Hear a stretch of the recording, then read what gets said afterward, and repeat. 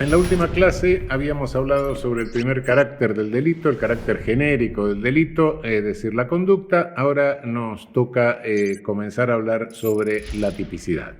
Habíamos analizado ahí que la tipicidad se establece en dos etapas. La tipicidad que establece la antinormatividad en el sentido de la norma deducida, de la norma prohibitiva deducida del tipo aislado, del tipo tal cual lo tomamos en la parte especial, en la ley penal especial, donde fuere. Y luego habíamos visto que hay un segundo momento de individualización de la tipicidad que reduce esto y lo reduce en función de la conglobación de la norma que se deduce del tipo respecto de la totalidad del orden normativo, es decir, de la norma insertada en la totalidad del orden normativo. Hay otras normas prohibitivas que recortan la antinormatividad señalada a partir del tipo, es decir, a la primera la llamamos tipicidad sistemática, a la segunda la llamamos tipicidad conglobada. Bien. Ahora bien, hemos insistido en que nuestro derecho penal, conforme a la regla básica, es derecho penal de acto. Es decir, es un derecho penal que individualiza conductas, lo que las personas hacen, no lo que las personas son. Ahora, esto aquí, tengamos en cuenta la distinción que venimos haciendo desde el comienzo entre derecho penal, que es saber jurídico penal, que es lo que le baja línea a los operadores jurídicos para que realicen el poder jurídico de contención del poder punitivo, y poder punitivo. Lo cierto es que el derecho penal nuestro es de acto, pero el poder punitivo es de autor. El poder punitivo es de autor porque la criminalización secundaria, y vemos el resultado en la prisionización, se ejerce y se reparte selectivamente conforme a la vulnerabilidad de los distintos candidatos a la criminalización secundaria, es decir, las agencias de criminalización secundaria seleccionan personas fundamentalmente conforme a características subjetivas. Es decir, su entrenamiento para conductas groseras, la falta de un entrenamiento más sofisticado para conductas un poco más elaboradas, en fin, y los estereotipos. De modo que si bien el derecho penal es de acto, el poder punitivo tiende a ejercerse de autor. Entonces es función del derecho penal tratar de paliar esta selectividad de autor que ejerce el poder punitivo. En el tipo penal hay una doble función. Es decir, el tipo que está en la ley, la descripción básica que está en la ley, cumple dos funciones, tiene dos caras. Por un lado, amplía el ejercicio de poder selectivo punitivo. Más tipos penales hay, más poder tienen las agencias ejecutivas para seleccionar personas para la criminalización secundaria. Pero por otro lado, el tipo penal es utilizado también por el derecho penal para limitar el ejercicio del poder punitivo. Aquí hay el poder jurídico lo usa para contener, el poder punitivo lo usa para expandirse en forma selectivamente subjetiva. Cuando esta función de contención que cumple el tipo, esta faceta del tipo, este uso del tipo para contención se debilita, y se debilita, por ende, el principio de legalidad a través de la tipicidad, lo que pasa con el poder punitivo es que se expande. Es decir, llega un momento dado en que este debilitamiento en los estados de policía ha alcanzado en algunos estados de policía ciertos límites absolutamente desproporcionados, cuando directamente se habilita la integración analógica de los tipos penales. Es decir, la integración analógica, como vimos, está excluida de nuestro derecho positivo a través del principio de legalidad. Esta extensión analógica, esta integración analógica en regímenes como el régimen nazi, como el régimen stalinista, realmente se consagraron justamente para neutralizar esta función limitadora del poder jurídico y por ende poder permitir ampliar el ejercicio del poder punitivo. Si bien el Estado de Derecho prohíbe toda integración analógica, lo cierto es que eso no impide que legisladores de Estados de Derecho elaboren tipos penales con límites difusos, es decir, tipos penales que legislativamente están mal elaborados porque no se agotan los recursos legislativos para elaborar, la técnica legislativa para elaborar un tipo penal con límites precisos. Estos tipos de límites difusos abren la posibilidad de la expansión del poder punitivo. Y no solo la abren porque puede llegarse a casos de condena a través de límites difusos, que no se sabe exactamente dónde termina lo prohibido, hasta dónde llega, sino que realmente el peligro de estos tipos difusos es mucho más grave en una de esas por razones procesales que por razones penales.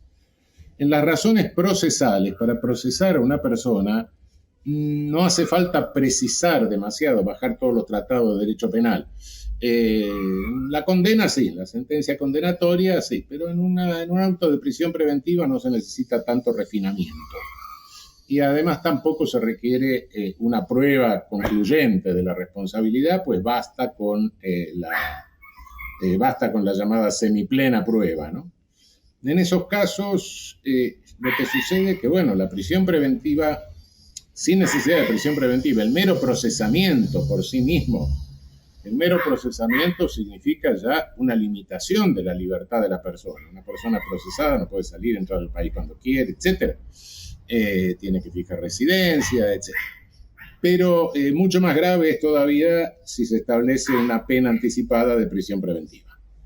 Es decir, estos tipos penales difusos, estos tipos penales mal construidos, realmente cumplen esta función de ampliar el ámbito del ejercicio del poder punitivo en este sentido. Con las consideraciones que hemos formulado hasta ahora, podríamos ensayar ahora una definición, con todas las limitaciones que tienen las definiciones, pero una definición de tipo penal diciendo que es la fórmula necesaria para relevar un pragma en principio conflictivo. Esto lo vamos a ver si es o no conflictivo en la tipicidad conglobada.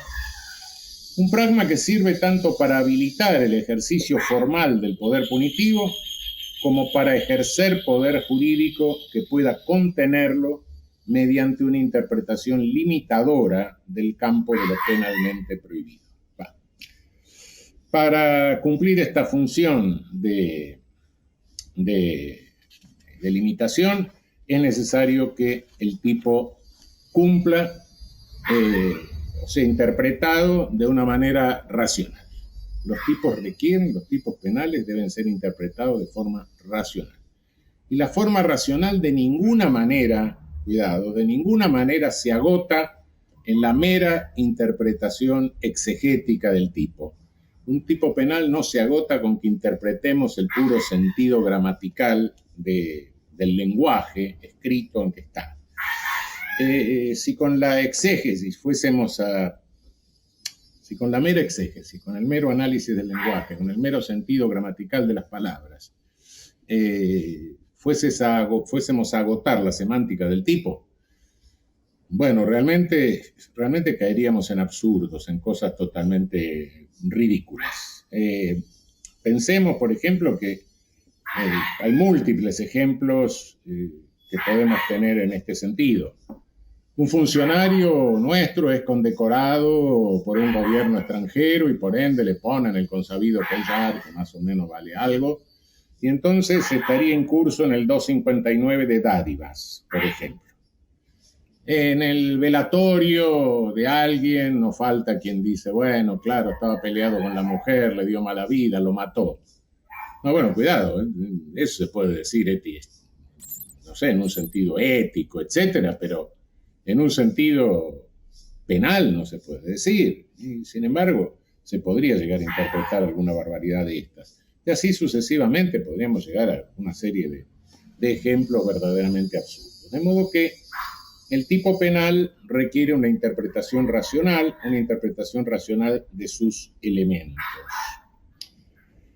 En el tipo penal, por otra parte, aparecen los datos ónticos, los datos de la realidad, que son relevantes para el tipo, pero que no podíamos relevar en la conducta, porque no sabíamos qué es lo que le interesa al derecho penal a los efectos de la prohibición típica de la conducta, qué es lo que le interesa al efecto de considerar que hay una norma violada. Antes del tipo, esto no podemos, por decirlo claramente, antes del tipo de los múltiples resultados que una conducta puede tener en la vida social, no sabemos cuál es el que le interesa.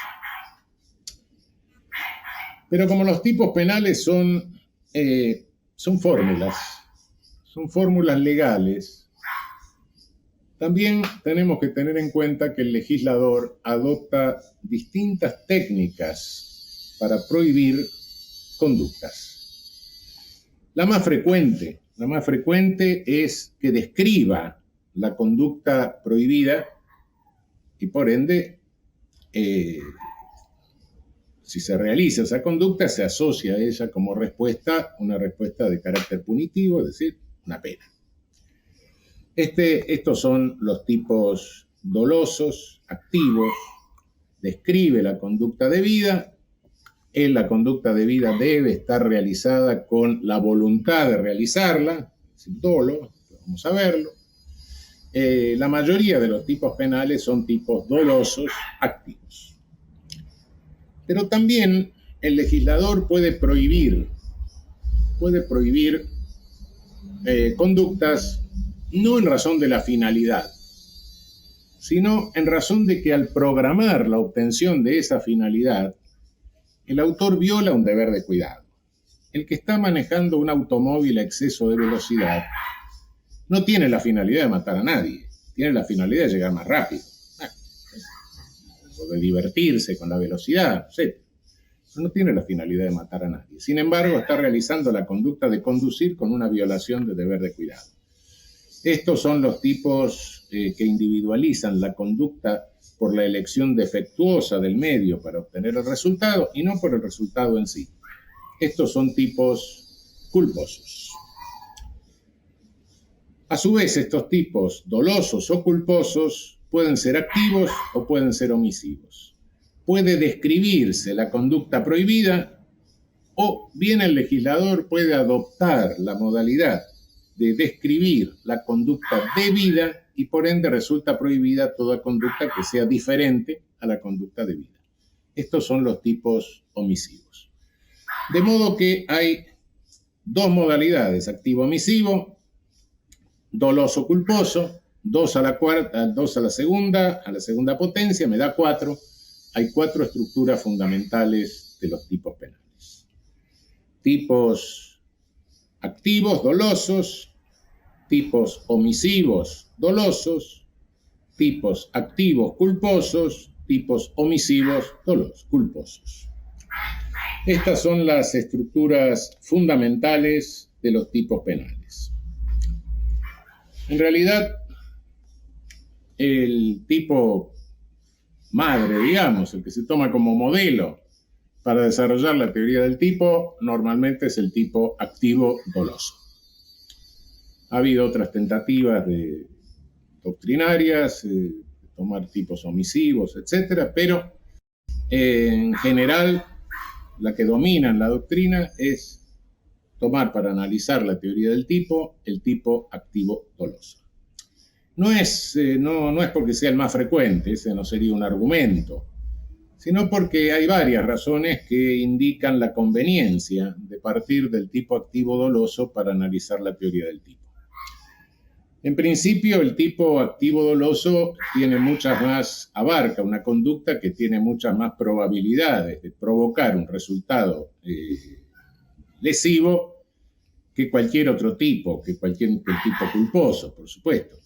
Es decir, si alguien le pega 5 balazos en la cabeza a alguien, es muy probable que lo mate. Pero si alguien maneja exceso de velocidad, es mucho menos probable que cause una muerte. En segundo término, la estructura del tipo doloso activo es mucho más compleja que la estructura de cualquiera de los otros tipos. El tipo doloso activo admite no solo dolos, sino también elementos subjetivos distintos del dolo, que vamos a ver posteriormente, ultrafinalidades, elementos del ánimo, etc. A diferencia del tipo omisivo, el tipo activo doloso puede ser realizado por cualquiera o por algunos que tengan algunas particularidades en los delicta propia, en los delitos que se exige que el sujeto activo tenga alguna condición. Pero a diferencia del omisivo, en el omisivo tiene que haber, por regla general, una posición de garante. Es decir, el autor del tipo omisivo, como lo vamos a ver después, tiene que estar garantizando los bienes jurídicos de los otros. Y normalmente en una democracia, en un Estado de Derecho, nosotros no tenemos por qué ser garantes de los bienes jurídicos de todos nuestros congéneres, ¿no? En el tipo activo doloso, la conducta causa una mutación conforme a una finalidad. En el culposo, la voluntad se dirige a un efecto, a la obtención de un resultado diferente. En el omisivo, en el tipo omisivo, en la conducta típicamente omisiva, no es la conducta que realmente realiza el sujeto activo la que causa el resultado. En el tipo doloso sí, es la que causa el resultado. Es decir, cuando alguien omite socorrer a otro que está en peligro y emite socorrer, y mientras está haciendo eso se pone a jugar al ajedrez, no es que jugar al ajedrez produjo la muerte, no causó la muerte. No, en ese sentido, en el tipo doloso sí. Bueno, todas estas son razones que avalan que comencemos el análisis de la teoría de la tipicidad por el lado del tipo activo doloso. En ese entendimiento empecemos pues con el tipo activo doloso. El tipo activo doloso tiene ante todo un aspecto objetivo. Se habla de tipo objetivo, de tipo subjetivo. Cuidado, no es que hay dos tipos, uno objetivo, otro subjetivo. No, hay un tipo que tiene un aspecto objetivo y un aspecto subjetivo. De modo que cuando hablamos de tipo objetivo, lo que nos estamos refiriendo en el tipo doloso activo es al aspecto objetivo del tipo doloso activo. No nos confundan esta terminología que es común, es bastante común, pero puede llegar a dar lugar a confusión. ¿Por qué tenemos que empezar por el tipo objetivo? Bueno, porque si no hay objetividad típica, no nos vamos a preguntar si el aspecto subjetivo del tipo lo complementa. Básicamente, lo que el tipo objetivo es lo básico, es lo primario para ver si hay tipicidad, ¿no? ¿Qué sé yo? El sentido común dice, bueno, si hay un homicidio, vamos a ver si está el muerto, ¿no? Bueno, en definitiva, ese criterio así básico, intuitivo, que puede tener cualquiera, que puede tener el lego, nosotros lo llevamos al derecho penal, lo elaboramos y decimos, bueno, cuidado, acá la tipicidad objetiva sistemática es lo primero que tenemos que analizar. Es decir, ¿qué hay en el mundo, qué hay en el tipo objetivo? En el tipo objetivo, ante todo, tenemos una mutación del mundo, la conducta que se exterioriza cambia algo en el mundo. Pongamos, digamos, resultados provisoriamente, pero es algo que ha cambiado en el mundo. En segundo término, eso que ha cambiado en el mundo tiene que estar causado objetivamente por la conducta. Sí. Si no, de lo contrario, es un accidente, es algo que se produce independientemente de la conducta que no es típica, ¿no? En tercer lugar, el tipo objetivo capta otros datos fenoménicos que eventualmente tienen los tipos, fundamentalmente cuando son tipos circunstanciados. Después vamos a ver qué son circunstanciados. La nocturnidad, el hecho de cometerlo en banda, la forma de ejecución, el lugar, el despoblado, etc. Son circunstancias que acompañan una catástrofe, circunstancias que acompañan necesariamente a la conducta. Datos fenoménicos eventuales que aparecen en los tipos penales, especialmente cuando son circunstanciados.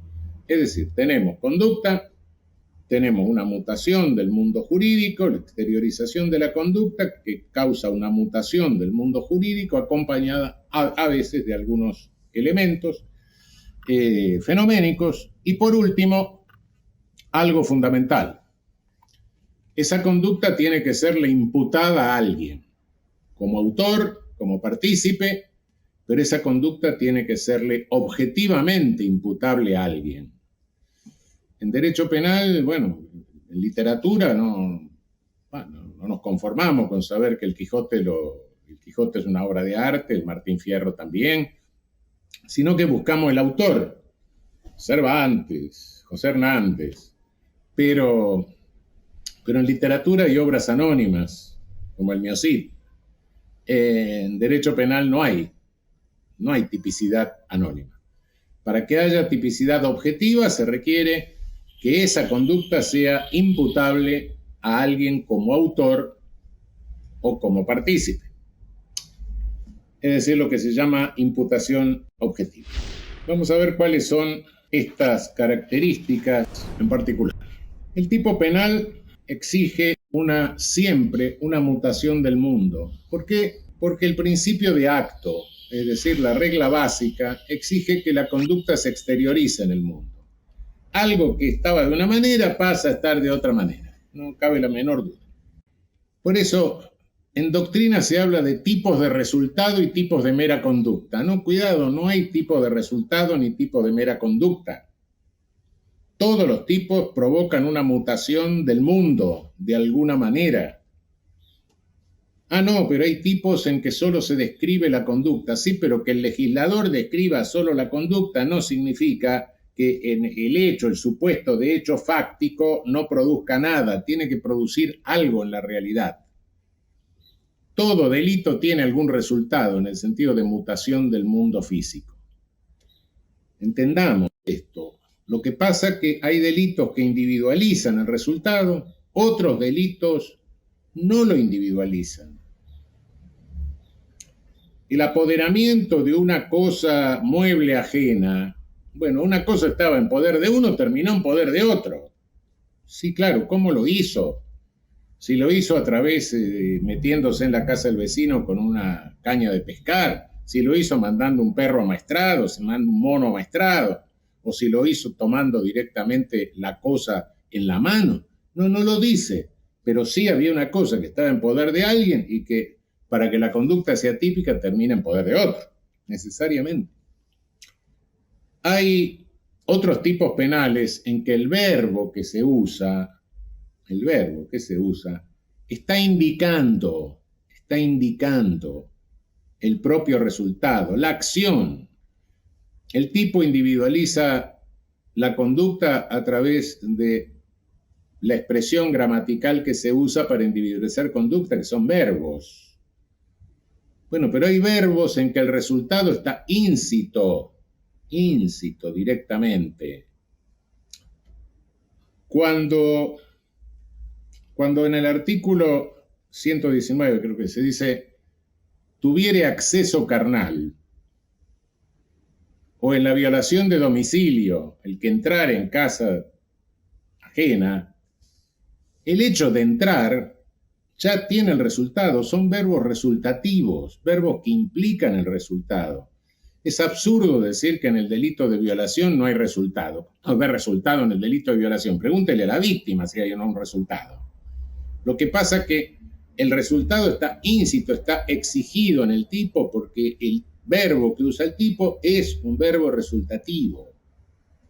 No es que haya delitos sin resultado. Hay tipos que individualizan el resultado, hay tipos que no individualizan el resultado y hay tipos que emplean verbos resultativos, pero en todos los delitos, en el plano fáctico, hay una mutación del mundo que necesariamente tenemos que evaluar si existe o no la tipicidad objetiva para juzgar si hubo, para valorar si hubo tipicidad objetiva. El resultado forma parte del pragma, es decir, la conducta más la mutación del mundo, y esto está exigido y es una exigencia básica, como lo dijimos antes, del cogitationes penam nemo patitur, de que nadie puede ser condenado por el pensamiento. Evidentemente, se manifiesta en el mundo la conducta, produce una mutación del mundo, llámese resultado, llámese como se quiera.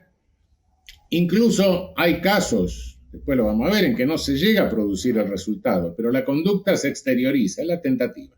Bueno, no importa, vamos a dejar el problema de la tentativa para más adelante. En los tipos objetivos dolosos activos, la conducta produce el resultado, causa el resultado. Siempre hay causalidad. Bueno, todo fenómeno es resultado de un proceso causal, pero aquí la causalidad en el tipo objetivo doloso, activo, la causalidad es causación, es la conducta que causa el resultado. Me pueden decir, bueno, no, pero en el caso en el caso de la invasión del domicilio, en tal caso, ¿cuál es el resultado? No, el resultado está.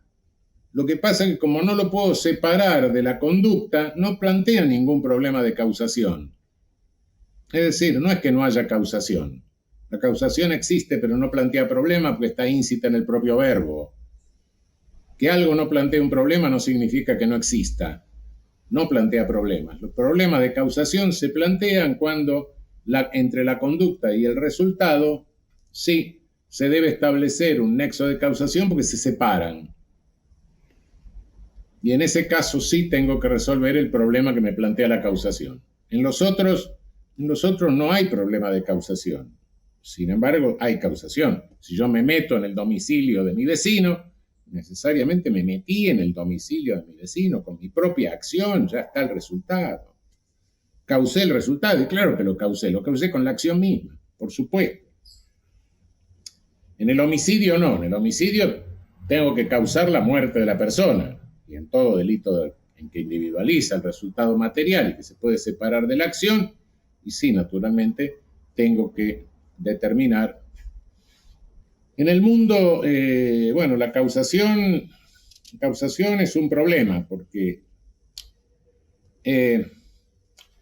realmente la causación es un fenómeno físico y la explicación de la causación es un fenómeno del pensamiento. Lamentablemente, todas las ciencias naturales son una constante revisión de los errores que tuvieron antes para evaluar la causalidad y una constante corrección de la causalidad. No hay nada que hacer. Pensemos que también en las ciencias naturales y en la ciencia en general, muchas veces creemos que el timbre es la causa de la comida, como los perros de Pavlov, ¿no? Es decir, nos vamos viendo que una cosa va sucediendo a la otra y la consideramos causal de la otra. No lo es. Bueno, pensemos en errores que ha cometido la ciencia natural.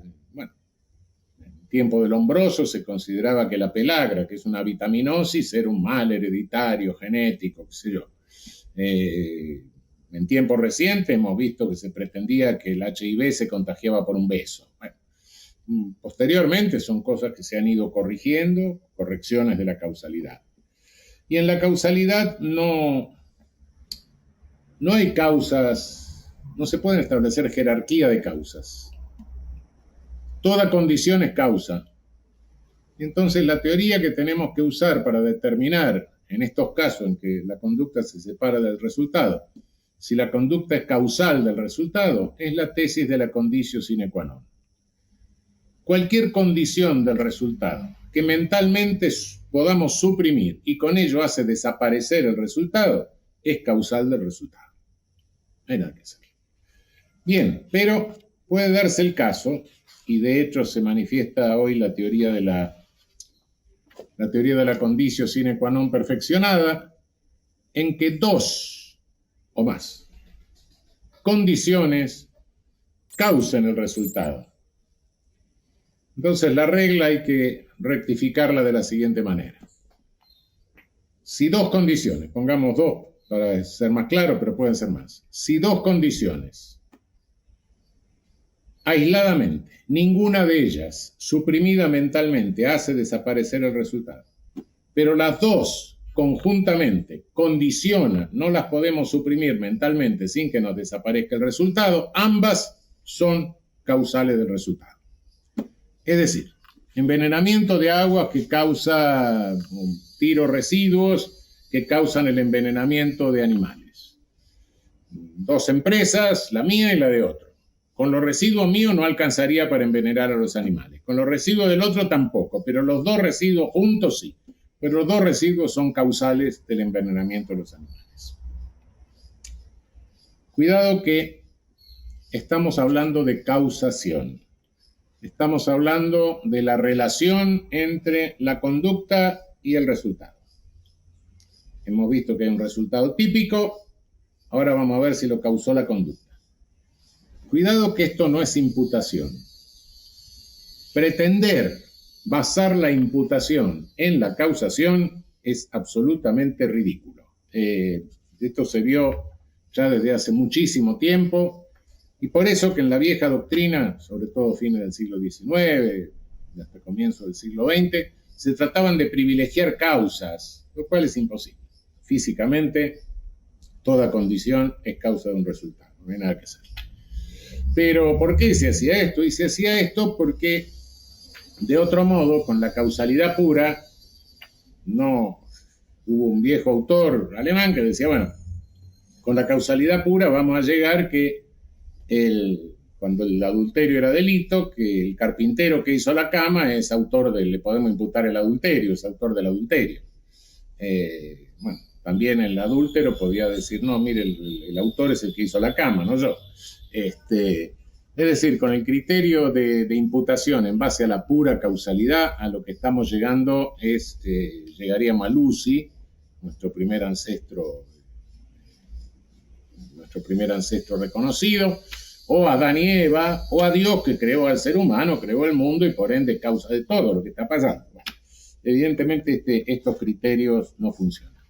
La causalidad es una base para la imputación, sí, por supuesto, pero no es el criterio de imputación. Después vamos a ver el criterio de imputación objetiva en otro, dentro de un momento.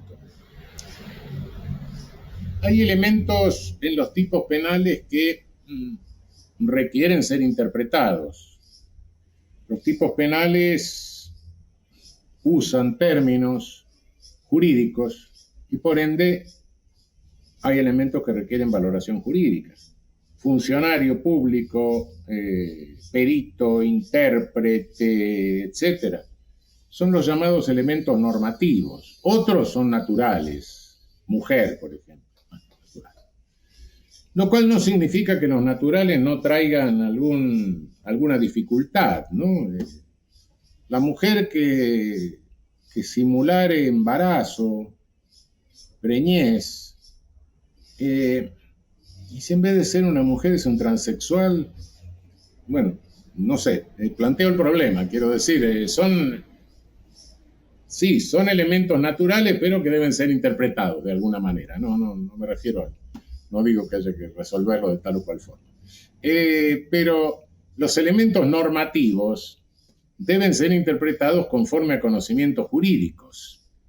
¿Y qué conocimientos son necesarios? Bueno, son los conocimientos elementales en la esfera del Lego. No se requiere un conocimiento técnico para evaluar esos elementos.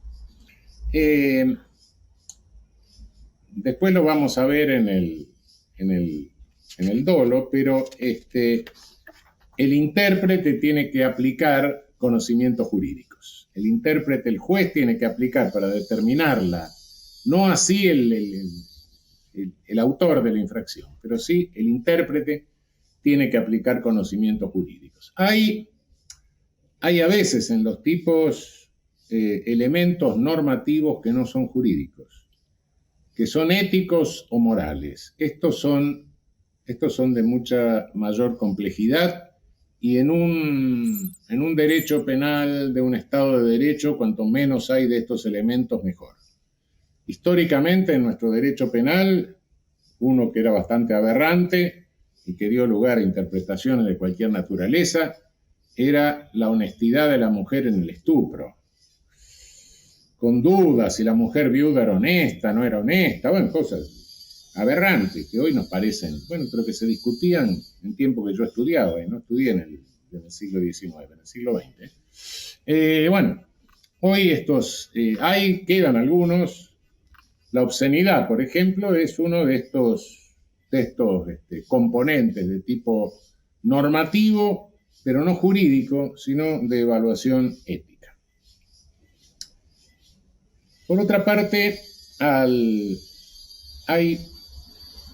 en algunos tipos algunos elementos que son elementos normativos de recorte. Es decir, la definición ya al legislador le parece que es muy amplia. Y de alguna manera le metió algunos elementos de recorte que en definitiva parecen ser adelantamientos, algunos dijeron de la antijuridicidad, no, parecen ser adelantamientos de la tipicidad conglobada.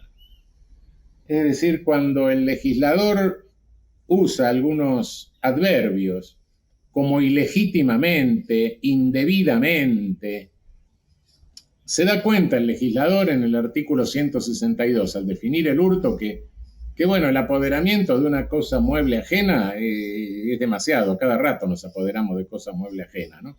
Entonces usa un elemento normativo de recorte que adelanta un poco el análisis que tenemos que hacer a nivel de tipicidad conglobada. Lo usa en el tipo sistemático, aparece ya un elemento de esa naturaleza. Por otra parte, son varias las clasificaciones que se pueden hacer en función de las características secundarias de los tipos objetivos, ¿no? Se las sintetizo así rápidamente. Hay tipos de formulación libre y tipos de formulación casuística.